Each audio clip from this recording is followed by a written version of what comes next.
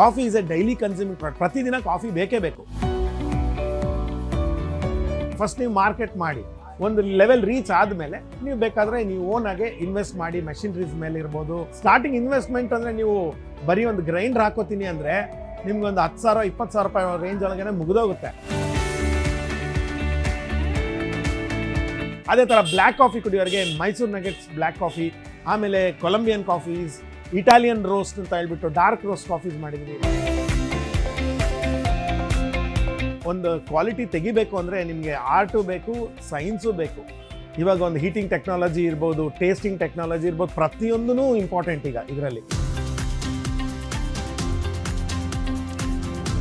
ನಿಮಗೆ ಕಾಫಿ ಅನ್ನೋದು ಡೈಲಿ ಬೇಕಾಗಿರೋ ಪದಾರ್ಥ ಆಗಿರೋದ್ರಿಂದ ನಿಮಗೆ ಕನ್ಸಿಸ್ಟೆಂಟ್ ಆಗಿ ನಿಮಗೆ ಒಂದು ಇನ್ಕಮ್ ಬರ್ತಾ ಇರುತ್ತೆ. ಆ ಕನ್ಸಿಸ್ಟೆನ್ಸಿ ಕೊಡಬೇಕು, ಕ್ವಾಲಿಟಿ ಕೊಡಬೇಕು, ಆವಾಗ ಜನ ಅಕ್ಸೆಪ್ಟ್ ಮಾಡ್ತಾರೆ.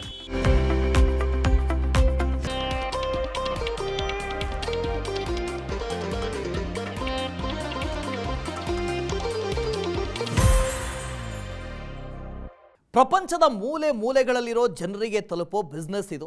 ಈ ಬಿಸ್ನೆಸ್ನಲ್ಲಿ ಫಸ್ಟ್ ಇಂಪ್ರೆಷನ್ ಬೆಸ್ಟ್ ಆಗಿದ್ರೆ ಕಡಿಮೆ ಸಮಯದಲ್ಲೇ ಕ್ಲಿಕ್ ಆಗಿ ಲಾಭ ಪಡಿಬಹುದು. ಜನರನ್ನು ಅತಿ ಬೇಗ ತನ್ನತ್ತ ಸೆಳೆದು ಉತ್ತಮ ವ್ಯಾಪಾರ ತಂದುಕೊಡಬಲ್ಲ ಬಿಸ್ನೆಸ್ ಇದು. ಅದುವೇ ಕಾಫಿ ಬಿಸ್ನೆಸ್. ನಾನು ವಾಸುದೇವ್ ಮಾರ್ನಾಳ್.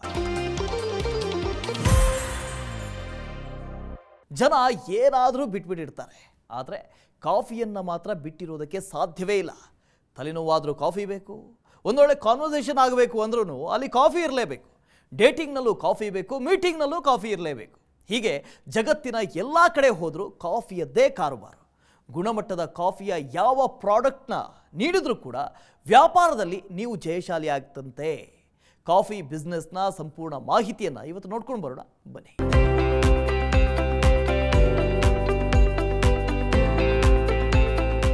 ಜಗತ್ತಿನ ಅತ್ಯಂತ ಪ್ರಸಿದ್ಧ ಹಾಗೂ ಪ್ರಮುಖ ಪೇಯಗಳಲ್ಲಿ ಕಾಫಿ ಕೂಡ ಒಂದು.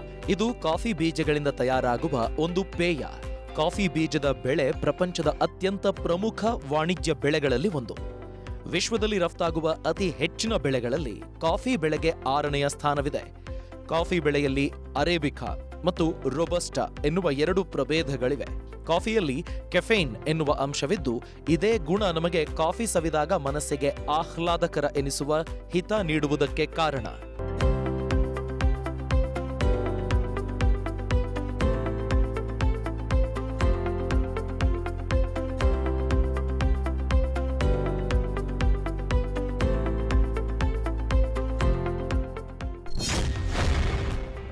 ಕಾಫಿ ಉತ್ಪಾದಕ ಮತ್ತು ರಫ್ತುದಾರರಾಗಿ ಭಾರತವು ಏಷ್ಯಾದಲ್ಲಿ 3ನೇ ಸ್ಥಾನವನ್ನು ಹೊಂದಿದೆ ಮತ್ತು ವಿಶ್ವದ ಅತಿದೊಡ್ಡ ಕಾಫಿ ಉತ್ಪಾದಕ ಮತ್ತು ವಿಶ್ವದ 5ನೇ ಅತಿದೊಡ್ಡ ಕಾಫಿ ರಫ್ತುದಾರರಾಗಿ 6ನೇ ಸ್ಥಾನವನ್ನು ಹೊಂದಿದೆ.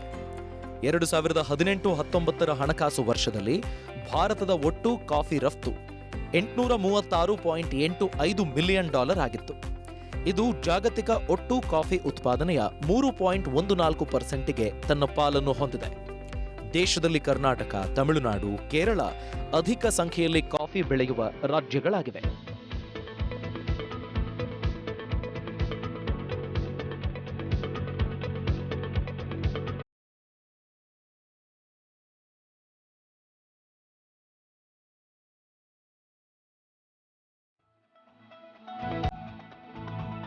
ನಮ್ಮ ರಾಜ್ಯದಲ್ಲಿ ಅಧಿಕ ಪ್ರಮಾಣದಲ್ಲಿ ಕಾಫಿ ಬೆಳೆಯನ್ನ ಬೆಳೆಯಲಾಗುತ್ತಿದ್ದು, ದೇಶದ ಒಟ್ಟಾರೆ ಕಾಫಿ ಬೆಳೆಯ ಪ್ರಮಾಣದಲ್ಲಿ ರಾಜ್ಯವೇ ಸಿಂಹಪಾಲನ್ನು ಹೊಂದಿದೆ. ಕರ್ನಾಟಕದಲ್ಲಿ 71% ಕಾಫಿಯನ್ನ ಬೆಳೆಯಲಾಗುತ್ತಿದೆ. ರಾಜ್ಯದ ಕೊಡಗು, ಚಿಕ್ಕಮಗಳೂರು ಜಿಲ್ಲೆಗಳಲ್ಲಿ ಹೆಚ್ಚಿನ ಪ್ರಮಾಣದಲ್ಲಿ ಕಾಫಿ ಬೆಳೆಗಳನ್ನ ನಾವು ನೋಡಬಹುದು. ರಾಜ್ಯದ ಚಿಕ್ಕಮಗಳೂರು ಜಿಲ್ಲೆಯನ್ನ ಕಾಫಿ ನಾಡು ಅಂತಲೇ ಕರೆಯುತ್ತಾರೆ.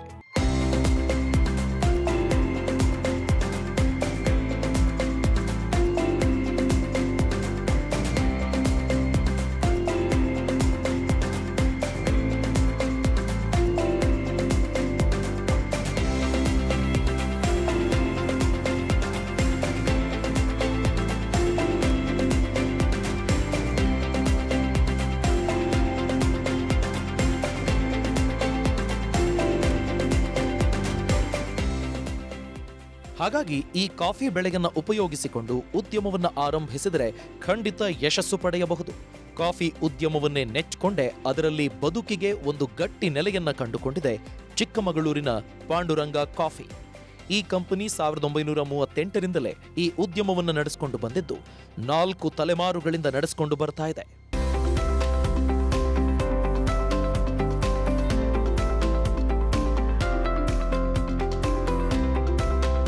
ಇಲ್ಲಿ ನಿತ್ಯ 1500 ಕೆಜಿ ಕಾಫಿ ಬೀನ್ಸ್ ರೋಸ್ಟ್ ಮಾಡಲಾಗುತ್ತೆ. ಇಷ್ಟು ಅಧಿಕ ಪ್ರಮಾಣದಲ್ಲಿ ನಿತ್ಯ ಕಾಫಿ ತಯಾರಾಗೋದು ಇಲ್ಲಿ ಮಾತ್ರ. ಇನ್ನು ಇಲ್ಲಿಯೇ ಭಾರತದಲ್ಲಿ ಕಾಫಿ ಉದ್ಯಮದಲ್ಲಿ ಮೊಟ್ಟ ಮೊದಲಿಗೆ ಜರ್ಮೇಷನ್ ಮಷಿನ್ ಮೂಲಕ ಕಾಫಿ ತಯಾರಿಕೆ ಪ್ರಾರಂಭವಾಗಿದ್ದು. ದೀಪಕ್ ಈ ಸಂಸ್ಥೆಯ ಪಾಲುದಾರರು. ತಮ್ಮ ಕಂಪನಿಯ ಕಾಫಿ ಜಗತ್ತಿನ ಎಲ್ಲೆಡೆ ಸಿಗಬೇಕು ಎನ್ನುವ ಕಾರಣಕ್ಕಾಗಿ ಗುಣಮಟ್ಟವನ್ನು ಕಾಪಾಡಿಕೊಂಡು ವಿದೇಶಗಳಿಗೂ ಲಭ್ಯವಿರುವಂತೆ ಮಾಡಿದ್ದಾರೆ. ಇಂದು ಪಾಂಡುರಂಗ ಕಾಫಿಯವರ ಈ ಉತ್ಪನ್ನ America, UAE, UK, Australia, Singapore ದೇಶಗಳಲ್ಲಿ ಲಭ್ಯ.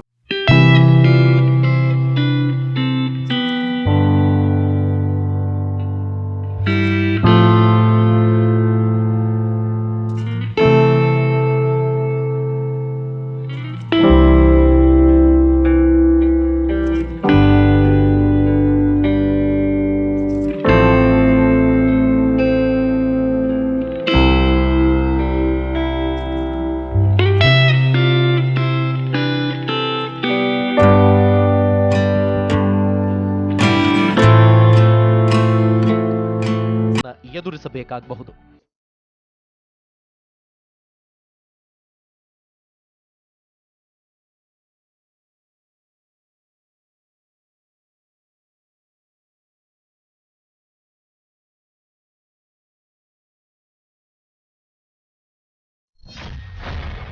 ಕಾಫಿ ಬಿಸಿನೆಸ್ಗೆ ಬಂಡವಾಳ ಎಷ್ಟು ಬೇಕು? Coffee daily using product. ಜನ ನಿಮ್ಮ ಕಾಫಿ ಪ್ರಾಡಕ್ಟ್ ಅನ್ನ ಯೂಸ್ ಮಾಡಿದ ಮೇಲೆ ಮತ್ತೆ ನಿಮ್ಮ ಶಾಪನ್ನೇ ಹುಡುಕೊಂಡು ಬರಬೇಕಂದ್ರೆ ನೀವು ಅದೆಷ್ಟು ಗುಣಮಟ್ಟದ ಪ್ರಾಡಕ್ಟ್ ಕೊಡ್ತಾ ಇದ್ದೀರಿ ಅನ್ನೋದು ಇಲ್ಲಿ ಮುಖ್ಯ ಆಗಿರುತ್ತೆ. ಫಸ್ಟ್ ಇಂಪ್ರೆಷನ್ ಯಾವಾಗ್ಲೂ ಬೆಸ್ಟ್ ಆಗಿದ್ದಾಗ ಮಾತ್ರ ಬಿಸಿನೆಸ್ ಸಕ್ಸಸ್ಫುಲ್ ಆಗೋಕೆ ಸಾಧ್ಯ. ಒಳ್ಳೆಯ ಬ್ರ್ಯಾಂಡ್ ಕಾಫಿ ಕಂಪನಿ ಜೊತೆ ಟೈ ಅಪ್ ಮಾಡ್ಕೊಳ್ಳಿ, ಮಾರ್ಕೆಟಿಂಗ್ ಮಾಡಿ. ಆ ನಂತರ ಈ ಕಾಫಿ ಫೀಲ್ಡ್ ನಲ್ಲಿ ಎಕ್ಸ್ಪೀರಿಯನ್ಸ್ ಆಗತ್ತೆ. ಆ ನಂತರ ಹಂತ ಹಂತವಾಗಿ ಇನ್ವೆಸ್ಟ್ ಮಾಡೋದಕ್ಕೆ ಹೋಗಿ. ಹೀಗೆ ಬಂಡವಾಳ ಹೂಡಿದ್ರೆ ಒಳ್ಳೆ ಫ್ಯೂಚರ್ ಕಾಣಬಹುದು.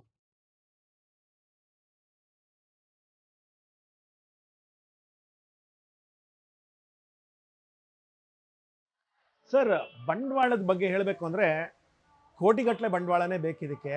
ಅಂದರೆ ಸಣ್ಣದಾಗೆ ಒಂದು ಚಿಕ್ಕದಾಗಿ ಕಾಫಿ ಪುಡಿ ಅಂಗಡಿ ಇಡ್ತೀನಿ ಅಂದರೆ ಸ್ಮಾಲ್ ಅಮೌಂಟಲ್ಲಿ ಆಗುತ್ತೆ. ಬಟ್ ನಿಮಗೆ ಕ್ವಾಲಿಟಿ ಔಟ್ಪುಟ್ ಬರಲ್ಲ.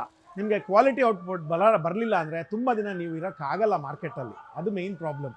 ಸೊ ನಾವು ಏನು ಸಜೆಸ್ಟ್ ಮಾಡ್ತೀನಿ ಅಂದರೆ, ಸ್ಟಾರ್ಟಿಂಗಲ್ಲಿ you can come to us. ನಾವು ನಿಮಗೆ ರೋಸ್ಟೆಡ್ ಬೀನ್ಸ್ ಕೊಡ್ತೀವಿ. ಬೇಕಾದ್ರೆ ನೀವು ಒಂದು ಗ್ರೈಂಡ್ರ್ ಹಾಕ್ಕೊಳ್ಳಿ. ಚಿಕೋರಿ ನಾವೇ ಕೊಡ್ತೀವಿ. ನೀವು ಚಿಕೋರಿ ನೀವೇ ಮಿಕ್ಸ್ ಮಾಡಿಕೊಂಡು ಫಸ್ಟ್ ನೀವು ಮಾರ್ಕೆಟ್ ಮಾಡಿ. ಒಂದು ಲೆವೆಲ್ ರೀಚ್ ಆದಮೇಲೆ ನೀವು ಬೇಕಾದರೆ ನೀವು ಓನಾಗೆ ಇನ್ವೆಸ್ಟ್ ಮಾಡಿ, ಮೆಷಿನರೀಸ್ ಮೇಲೆ ಇರ್ಬೋದು, ಎಲ್ಲ ನೀವು ಇನ್ವೆಸ್ಟ್ ಮಾಡ್ಕೊಳ್ಳಿ. ಮಾರ್ಕೆಟಿಂಗ್ ಮೇಲೆ ಎಲ್ಲದ್ರ ಮೇಲೂ ಮಾಡ್ಬೋದು. ಆಮೇಲೆ ಇನ್ನು ಬಂಡವಾಳದ ಬಗ್ಗೆ ಗೊತ್ತಾಯ್ತು.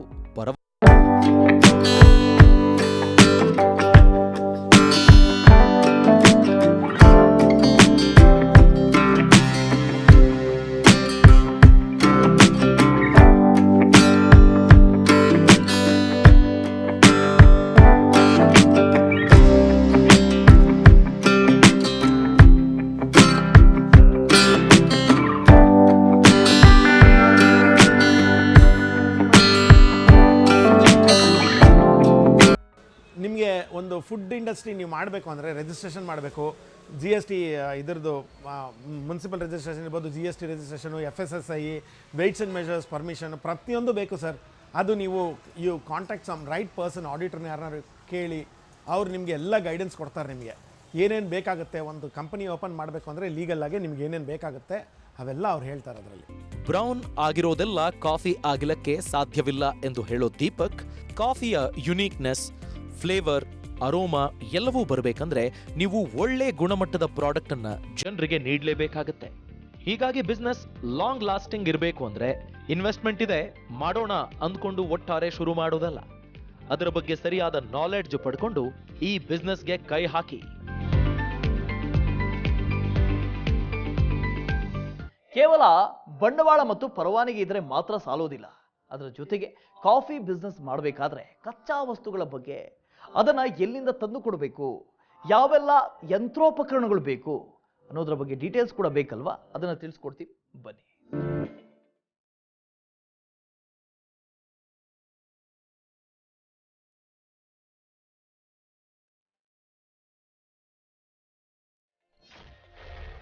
ಅಗತ್ಯ ಕಚ್ಚಾ ವಸ್ತುಗಳೇನು?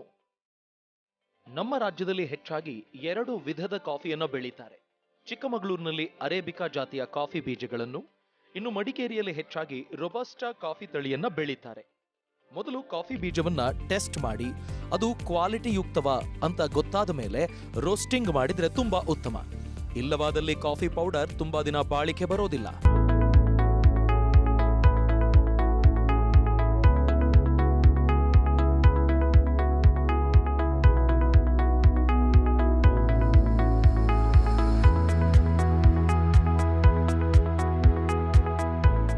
ಮೂರನೇದು ನಮ್ಮ ಫಿಲ್ಟರ್ ಕಾಫಿ ಇಂಡಸ್ಟ್ರಿ ಇದು. ಇಲ್ಲಿ ನಾವೇನು ಮಾಡ್ತೀವಿ, we procure the best coffees. ಈಗ ಕ್ಯೂರಿಂಗ್ ವರ್ಕ್ಸ್ ಇರ್ಬೋದು, ಟ್ರೇಡರ್ಸ್ ಇರ್ಬೋದು, ಪ್ಲಾಂಟರ್ಸ್ ಇರ್ಬೋದು, ಅವ್ರ ಹತ್ರ ಕಾಫಿ ಬೀನ್ಸ್ ಪರ್ಚೇಸ್ ಮಾಡ್ತೀವಿ. ಆ ಬೀನ್ಸ್ ಪರ್ಚೇಸ್ ಮಾಡಿರೋ ಬೀನ್ಸ್ನ ನಾವು ರೋಸ್ಟಿಂಗ್ ಮಾಡಿ, ಅಂದರೆ ನಮ್ಗೆ ರಿಕ್ವೈರ್ಡ್ ಕಾಸ್ಟಿಂಗ್ ಮೇಲೆ ಇರ್ಬೋದು, ಕ್ವಾಲಿಟಿ ಮೇಲೆ ಇರ್ಬೋದು, ಬ್ಲೆಂಡಿಂಗ್ ಮಾಡಿ ಆ ಕಾಫಿನ ರೋಸ್ಟ್ ಮಾಡ್ತೀವಿ. ರೋಸ್ಟ್ ಮಾಡಿದ ಮೇಲೆ ಅದನ್ನು ಕಾಫಿ ಜೊತೆ ಚಿಕೋರಿನ ಮಿಕ್ಸ್ ಮಾಡ್ತೀವಿ. ಚಿಕೋರಿ ಅಂದರೆ ದೆರ್ ಇಸ್ ಎ ತಪ್ಪು ಗ್ರಹಿಕೆ ಇದೆ ಇಂಡಿಯಾದಲ್ಲಿ. ಚಿಕೋರಿ ಅಂದರೆ ಕೆಟ್ಟದು ಅಂತ ತಿಳ್ಕೊಂಡಿದ್ದಾರೆ. ಆ್ಯಕ್ಚುಲಾಗಿ ಚಿಕೋರಿ ಒಳ್ಳೆಯದು, ನೀವು ಭಯ ಬೀಳುವಂಥ ಅವಶ್ಯಕತೆ ಇಲ್ಲ. ಚಿಕೋರಿ ಅದು ಮೂಲಂಗಿ ಬೇರೆ ಇದ್ದಂಗೆ ಇರುತ್ತೆ. ಅದರೊಳಗಡೆ ಬೇರೆ ಪದಾರ್ಥ, ಬೇರೆ ಬೀಟ್ರೂಟು, ಕ್ಯಾರೆಟಿನ ಥರನೇ ಅದರಲ್ಲೂ ಸಮೇತ ನಿಮಗೆ ಶುಗರ್ಸ್ ಇರುತ್ತೆ ಅಷ್ಟೇ. ಅದು ಕ್ಯಾರಮಲೈಸ್ ಆದಾಗ, ಪಾಕ ಆದಾಗ ನಿಮಗೆ ಈ ಚಿಕೋರಿ ರೂಟ್ ಏನಿದೆ ಅದು ಪಾಕ ಆದಾಗ ನಿಮಗೆ ಕಾಫಿ ರುಚಿನೇ ಬರುತ್ತೆ ಅದರಲ್ಲಿ. ಹಾಗಾಗಿ ಇಂಡಿಯಾದಲ್ಲಿ ಕಾಫಿ ಜೊತೆಗೆ ಚಿಕೋರಿ ಬಿಟ್ಟರೆ ಇನ್ನೇನು ಮಿಕ್ಸ್ ಮಾಡುವ ಹಾಗಿಲ್ಲ. ಕಾಫಿ ಬಿಸ್ನೆಸ್ನಲ್ಲಿ ತಾಳ್ಮೆ, ಡೆಡಿಕೇಶನ್ ಇದ್ದಾಗ ಮಾತ್ರ ಸಕ್ಸಸ್ ಆಗೋದಕ್ಕೆ ಸಾಧ್ಯ. ಇನ್ನೋವೇಟಿವ್ ಮತ್ತು ಕ್ರಿಯೇಟಿವ್ ಐಡಿಯಾಗಳು ನಿಮ್ಮಲ್ಲಿ ಇದೆ ಅಂತಾದಲ್ಲಿ ಅಲ್ಲಿ ಯಾವ ಬಿಸ್ನೆಸ್ ಕೂಡ ಯಶಸ್ಸು ಕಾಣುತ್ತೆ. ಜನ ವೆರೈಟಿ ಬಯಸುವಾಗ ಅದನ್ನ ಕೊಡೋದು ಉದ್ಯಮದ ಕೆಲಸ. ಕಾಫಿಯಲ್ಲೂ ಕೂಡ ಅದೆಷ್ಟೋ ಡೆವಲಪ್ಮೆಂಟ್ ಆಗಿದೆ. ಕಾಫಿ 10 ಹಲವು ಫ್ಲೇವರ್, ವೆರೈಟಿಗಳಾದ ಚಾಕ್ಲೇಟ್, ಕೇಕ್ ಇತ್ಯಾದಿ ಉತ್ಪನ್ನಗಳಿಂದ ಫೇಮಸ್ ಆಗಿದೆ.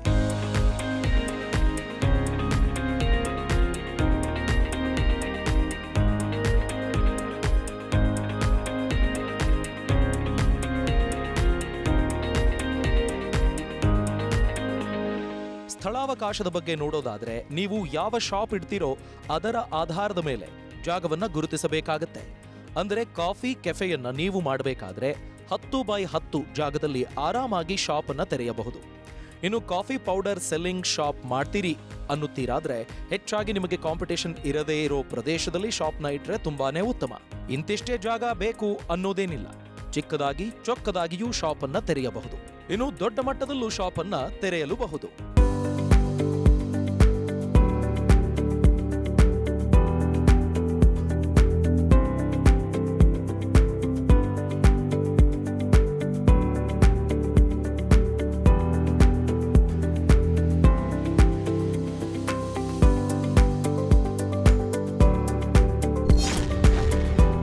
ಯಾವೆಲ್ಲ ಯಂತ್ರೋಪಕರಣಗಳು ಬೇಕು? ಮೊದಲೇ ಹೇಳಿದ ಹಾಗೆ ಕಾಫಿ ಪೌಡರ್ ಉತ್ತಮ ಗುಣಮಟ್ಟದ್ದಾಗಿರಬೇಕು, ಹೆಚ್ಚು ಬಾಳಿಕೆ ಬರಬೇಕು.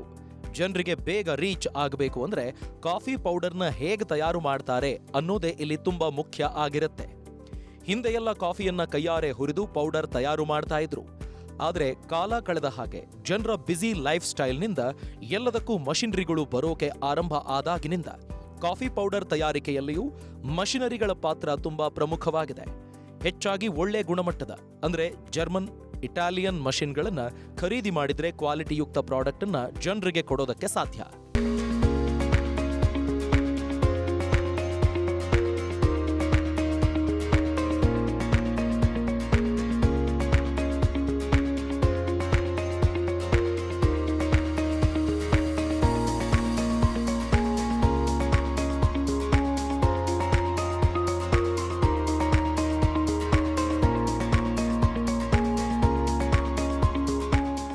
ಎಲ್ಲ ನಮ್ಮದು ರೋಸ್ಟಿಂಗ್ ಮೆಷಿನ್ಸ್ ಎಲ್ಲ ಆಟೋಮ್ಯಾಟಿಕ್ ಇದ್ದಾವೆ. ಅದೇ ತುಂಬುತ್ತೆ, ಅದೇ ರೋಸ್ಟ್ ಮಾಡುತ್ತೆ, ಅದೇ ಡಿಸ್ಚಾರ್ಜ್ ಮಾಡುತ್ತೆ, ಅದೇ ಕೂಲಿಂಗ್ ಮಾಡ್ಕೊಳುತ್ತೆ, ಎಲ್ಲ ಆಟೋಮೇಷನ್ ಇರುತ್ತೆ. ಆಮೇಲೆ ಈವನ್ ಪ್ಯಾಕಿಂಗು ಅಷ್ಟೇ. ಈಗಿನ ಕಾಲದಲ್ಲಿ ಜನನ ಕೂರಿಸಿ ಎಲ್ಲರಿಗೂ ವೇಯಿಂಗ್ ಸ್ಕೇಲ್ಗಳು ಕೊಟ್ಟು, ಡಬ್ಬಗಳು ಕೊಟ್ಟು ತುಂಬಿಸೋದು ಔಟ್ ಆಫ್ ಇಮ್ಯಾಜಿನೇಷನ್. ಸೊ ಎಲ್ಲ ಆಟೋಮ್ಯಾಟಿಕ್ ಮೆಷಿನ್ಸ್ ಇದ್ದಾವೆ, ಅಮೆರಿಕನ್ ಮೆಷಿನ್ಸ್ ಎಲ್ಲವೂ. ಅದರಲ್ಲಿ ಆಟೋಮ್ಯಾಟಿಕ್ ತುಂಬಿ, ತೂಕ ಮಾಡಿ, ಸೀಲ್ ಮಾಡಿ, ಕೌಂಟ್ ಮಾಡಿ, ಕಟ್ ಮಾಡಿ ಎಲ್ಲ ಅದೇ ಮಾಡುತ್ತೆ. ಮಾರಾಟ ಮಾಡೋದು ಹೇಗೆ? ಕಾಫಿ ಪೌಡರ್ಗೆ ಹೆಚ್ಚಾಗಿ ಬೇಡಿಕೆ ಪ್ರಪಂಚದ ಮೂಲೆ ಮೂಲೆಯಿಂದಲೂ ಇರೋದ್ರಿಂದ ದೇಶದ ಒಳಗಡೆ ಮಾತ್ರ ಅಲ್ಲ, ವಿದೇಶದಲ್ಲಿಯೂ ಕೂಡ ಮಾರಾಟ ಮಾಡಬಹುದು. ಒಂದು ಸಲ ಜನರಿಗೆ ಪ್ರಾಡಕ್ಟ್ ಬಗ್ಗೆ ಒಳ್ಳೆ ಒಪಿನಿಯನ್ ಕ್ರಿಯೇಟ್ ಆದ್ರೆ ಮತ್ತೆ ನಿಮ್ಮ ಪ್ರಾಡಕ್ಟ್ಗೆ ಪರ್ಮನೆಂಟ್ ಕಸ್ಟಮರ್ ಆಗೋದ್ರಲ್ಲಿ ಡೌಟೇ ಇಲ್ಲ. ಮಾರ್ಕೆಟ್ನಲ್ಲಿ ಕಾಫಿ ಉತ್ಪನ್ನಗಳಿಗೆ ಹೆಚ್ಚು ಕಾಂಪಿಟೇಷನ್ ಇರೋದ್ರಿಂದ ಇತರರಿಗಿಂತ ತಾವು ಹೇಗೆ ಭಿನ್ನ ಅನ್ನೋದನ್ನ ತೋರಿಸಲೇಬೇಕಾಗತ್ತೆ. ಆದ್ದರಿಂದ ಮಾರಾಟ ಮಾಡೋ ಜನರಿಗೆ ನೀವು ಕೊಡೋ ಆಫರ್ ಮತ್ತು ಡಿಸ್ಕೌಂಟ್ಗಳು ಕೂಡ ಇಲ್ಲಿ ಮುಖ್ಯವಾಗಿರುತ್ತೆ. ಇನ್ನು ಡೆಲಿವರಿ ಅಂತಹ ಸೇವೆಗಳನ್ನು ಕೊಡೋದ್ರಿಂದಲೂ ಗ್ರಾಹಕರನ್ನ ಸೆಳೆಯಬಹುದು.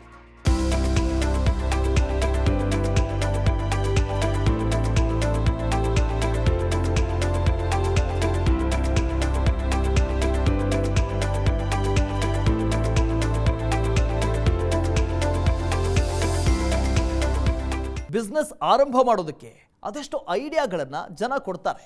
ಆದರೆ ಆರಂಭ ಮಾಡಿದ ಮೇಲೆ ಆಗುವಂಥ ಸವಾಲುಗಳಿಗೇನು, ಲಾಭ ಹೇಗಿರುತ್ತೆ, ಒಂದು ವೇಳೆ ನಷ್ಟ ಆದರೆ ಮುಂದೆ ಏನು ಮಾಡಬೇಕು, ತಮ್ಮ ಉತ್ಪನ್ನ ಹೆಚ್ಚು ಸೇಲ್ ಆಗಬೇಕಂದ್ರೆ ಪಬ್ಲಿಸಿಟಿ ಹೇಗೆಲ್ಲ ಮಾಡಬೇಕು, ಜನ ಪ್ರಾಡಕ್ಟ್ ಅಂದರೆ ಇದಪ್ಪ ಅಂತ ಮಾತಾಡ್ಕೊಳ್ಬೇಕಂದ್ರೆ ಅದಕ್ಕೊಂದು ಬ್ರ್ಯಾಂಡಿಂಗ್ ಇರಬೇಕಲ್ವ, ಅದನ್ನು ಹೇಗೆ ಮಾಡಬೇಕು, ಇದ್ರ ಬಗ್ಗೆ ಪಿನ್ ಟು ಪಿನ್ ಮಾಹಿತಿಯನ್ನು ಕೊಡ್ತಾ ಹೋಗ್ತೀವಿ, ಕೇಳಿ.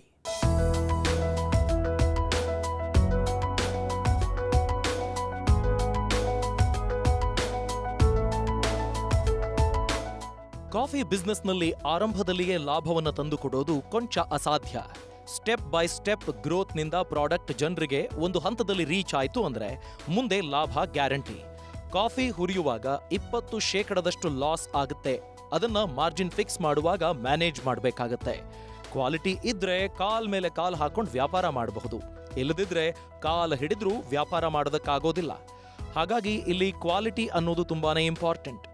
ಮೊದಲು ಜನ ಪ್ಯಾಕಿಂಗ್ ನೋಡಿ ಪ್ರಾಡಕ್ಟ್ ಖರೀದಿ ಮಾಡ್ತಾರೆ.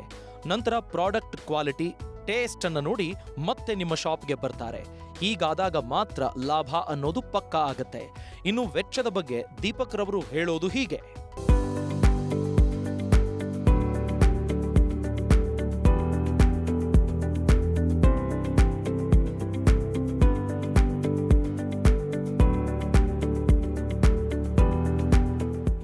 ಸರ್, ಮಾರ್ಜಿನ್ ಹೇಗೆ ಫಿಕ್ಸ್ ಮಾಡ್ತೀರಾ ಅನ್ನೋದಾದರೆ, ಇವಾಗ ರಾಬಿನ್ಸ್ ತರ್ತೀವಿ ನಾವು, ರೋಸ್ಟ್ ಮಾಡಿದಾಗ ಅದರಲ್ಲಿ 20% ಗಾಳಿಗೆ ಹೋಗುತ್ತೆ. ಸೊ ಆ 20% ಕಸ್ಟಮರ್ ಮೇಲೆ ಹಾಕಬೇಕಾಗತ್ತೆ. ಆಮೇಲೆ ನಮ್ಮದು ಏನೇನು ರೆಂಟ್ ಇರ್ಬೋದು, ಆಮೇಲೆ ಲೇಬರ್ ಇರ್ಬೋದು, ಆಮೇಲೆ ನಾವು ಕರೆಂಟ್ ಬಿಲ್ ಇರ್ಬೋದು, ಗ್ಯಾಸಿಂದು ರೋಸ್ಟಿಂಗ್ ಮಾಡ್ಬೇಕಾದ್ರೆ ಗ್ಯಾಸ್ ಬೇಕಾಗುತ್ತೆ ನಮಗೆ, ಗ್ಯಾಸಿಂದು ಚಾರ್ಜಸ್ ಇರ್ಬೋದು, ಎಲ್ಲ ನಮ್ಮದು ವರ್ಕಿಂಗ್ ಕಾಸ್ಟ್ ಏನಿದೆ ಎಲ್ಲ ಕ್ಯಾಲ್ಕುಲೇಟ್ ಮಾಡಿಬಿಟ್ಟು ಅದನ್ನು ನಾವು ಇದಕ್ಕೆ ಹಾಕ್ತೀವಿ. ಅದಕ್ಕೆ ಕಾಸ್ಟಿಂಗ್ ಇದು ಮಾಡ್ಬೇಕಾದ್ರೆ ಹಾಕ್ತೀವಿ. ದೆನ್ ಆ ರೇಟನ್ನು ಡಿಸೈಡ್ ಮಾಡ್ತೀವಿ. ಪಬ್ಲಿಸಿಟಿಗೆ ಏನೆಲ್ಲ ಮಾಡಬೇಕು? ಯಾವುದೇ ಬಿಸ್ನೆಸ್ ಸ್ಟಾರ್ಟ್ ಮಾಡಿದ ಮೇಲೆ ಅದು ಯಶಸ್ಸಾಗಬೇಕಾದ್ರೆ ಅಲ್ಲಿ ಪಬ್ಲಿಸಿಟಿ ಪ್ರಮುಖ ಪಾತ್ರ ವಹಿಸುತ್ತೆ. ಅದರಲ್ಲೂ ಈಗ ಪ್ರಾಡಕ್ಟ್ ಪಬ್ಲಿಸಿಟಿಗೆ ಸೋಷಿಯಲ್ ಮೀಡಿಯಾನೇ ದೊಡ್ಡ ವೇದಿಕೆ.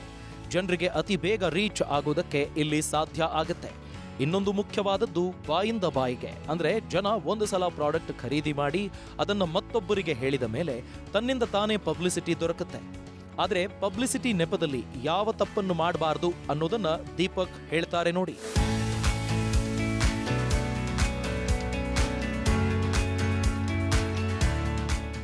ನಿಮಗೆ ನೀವು ಮಾಡೋದೇ ಆದರೆ ನೀವು ಜಸ್ಟ್ ಕಾಂಟ್ಯಾಕ್ಟ್ ಮೀ, ನಾನು ನಿಮ್ಗೆ ಹೆಲ್ಪ್ ಮಾಡ್ತೀನಿ ಬೇಕಾದ್ರೆ ಕೆಫೆ ಮಾಡೋದಾದರೆ. ಆಮೇಲೆ ನಿಮಗೆ ಕಾಫಿ ಪೌಡರ್ ಶಾಪ್ ಮಾಡ್ತೀನಿ ಅನ್ನೋದಾದರೆ right now it is not suggestible. Because ತುಂಬ ಜನ ಇದ್ದಾರೆ, ತುಂಬ ಜನ ಇದ್ದಾರೆ. ಅವ್ರ ಮಧ್ಯದಲ್ಲಿ ನೀವು ಸರ್ವೈವ್ ಆಗೋದು ತುಂಬ ಕಷ್ಟ ಆಗುತ್ತೆ ಸ್ಟಾರ್ಟಿಂಗಲ್ಲಿ ಮಾಡೋದಾದರೆ. ಹಾಗಾಗಿ ನಿಮಗೆ ಕಾಫಿ ಪೌಡರ್ ಶಾಪೇ ಮಾಡಬೇಕು ಅನ್ನೋದಾದರೆ ನೀವು ನನ್ನ ಹತ್ರ ಬಂದರೆ I will give you the idea. Like beans ನೀವು ಪರ್ಚೇಸ್ ಮಾಡಿ ನೀವೇ ಗ್ರೈಂಡ್ ಮಾಡಿಕೊಂಡು ಪೌಡರ್ ಮಾಡಿ ಆಮೇಲೆ ಚಿಕೋರಿ ಮಿಕ್ಸ್ ಮಾಡ್ಕೊಂಡು ನೀವು ಕಾಫಿ ಪೌಡರ್ನ ನಿಮ್ಮೂರಲ್ಲಿ ನೀವು ಮಾಡ್ಬೋದು. ಬ್ರ್ಯಾಂಡ್ ಮಾಡೋದು ಹೇಗೆ? ಪ್ರತಿಯೊಂದು ಪ್ರಾಡಕ್ಟ್ಗೂ ಬ್ರ್ಯಾಂಡಿಂಗ್ ಪ್ರಮುಖವಾಗಿರುತ್ತೆ. ಜನ ನಿಮ್ಮ ಪರ್ಮನೆಂಟ್ ಕಸ್ಟಮರ್ ಆದ್ರು ಅಂದ್ರೆ ಅಲ್ಲಿಂದಲೇ ತನ್ನಿಂದ ತಾನೇ ಬ್ರ್ಯಾಂಡಿಂಗ್ ಶುರುವಾಗುತ್ತೆ. ಕಾಫಿಯಲ್ಲೂ ಹಾಗೆ ಜನರಿಗೆ ಒಂದೇ ತೆರನಾದ ಒಂದೇ ಫ್ಲೇವರಿನ ಕಾಫಿ ಪೌಡರ್ ಕೊಡಬಾರದು. ಬದಲಾಗಿ ಬೇರೆ ಬೇರೆ ಫ್ಲೇವರ್ ಇರುವಂತಹ ಕಾಫಿ ಪೌಡರ್ಗಳನ್ನು ನೀಡಿದಾಗ ಕೂಡ ತನ್ನಷ್ಟಕ್ಕೆ ಬ್ರ್ಯಾಂಡಿಂಗ್ ಆಗೋದಕ್ಕೆ ಆರಂಭವಾಗುತ್ತೆ.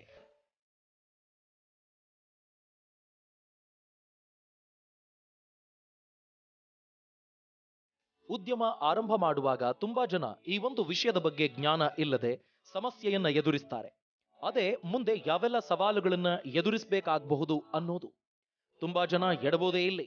ಹಾಗಾಗಿ ಇದರ ಬಗ್ಗೆ ತಿಳಿದುಕೊಂಡ್ರೆ ಒಳ್ಳೆ ಉದ್ಯಮಿಯಾಗಬಹುದು. ಏನೆಲ್ಲ ಸವಾಲುಗಳನ್ನ ಹೇಗೆಲ್ಲ ಎದುರಿಸಬೇಕು ಅನ್ನೋದನ್ನ ಕೇಳ್ಕೊಂಡು ಬರೋಣ.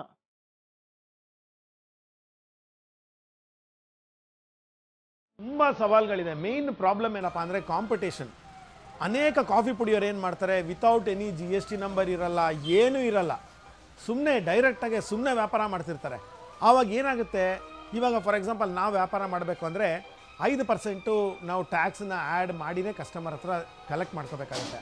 ಆದರೆ ಇವಾಗ ಬೇರೆಯವ್ರು ಏನು ಮಾಡ್ತಾರೆ, ಕಾಂಪಿಟೇಷನ್ ಇರೋದ್ರಿಂದ ಅವರು GST ರಿಜಿಸ್ಟ್ರೇಷನ್ ಸಮೇತ ಮಾಡ್ಕೊಂಡಿರಲ್ಲ.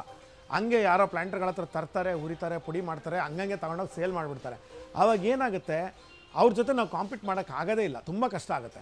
ರೇಟಲ್ಲಿ ಕಾಂಪಿಟೇಷನ್ ಮಾಡ್ತಾರೆ. ಕಾಫಿ ಬಿಸ್ನೆಸ್ನಲ್ಲಿ ಲಾಭ ಎಷ್ಟಿದೆ?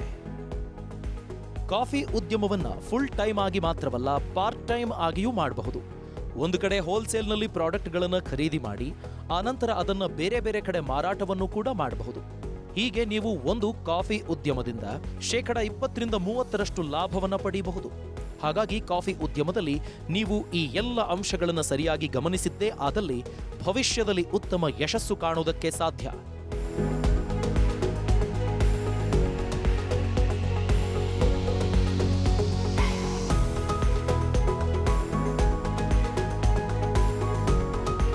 ನಾನು ಇನ್ನೊಂದು ಏನಪ್ಪ ಹೇಳ್ತೀನಿ ಅಂದರೆ, ಬಿ ಕೇರ್ಫುಲ್.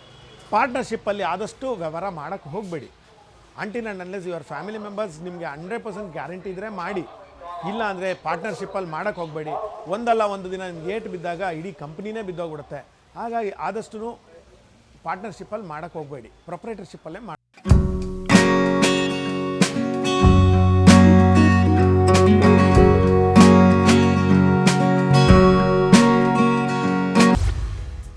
ನೀವು ಸಣ್ಣ ಮತ್ತು ಮಧ್ಯಮ ಗಾತ್ರದ ಬಿಸ್ನೆಸ್ ಅಲ್ಲಿ ಗೆದ್ದವರಾಗಿದ್ದರೆ ವಿಸ್ತಾರ ನ್ಯೂಸ್ ತಂಡ ಸಂಪರ್ಕಿಸಿ ನಿಮ್ಮ ಯಶಸ್ಸಿನ ಪಯಣವನ್ನ ನಮ್ಮ ಜೊತೆಗೆ ಹಂಚಿಕೊಳ್ಳಬಹುದು.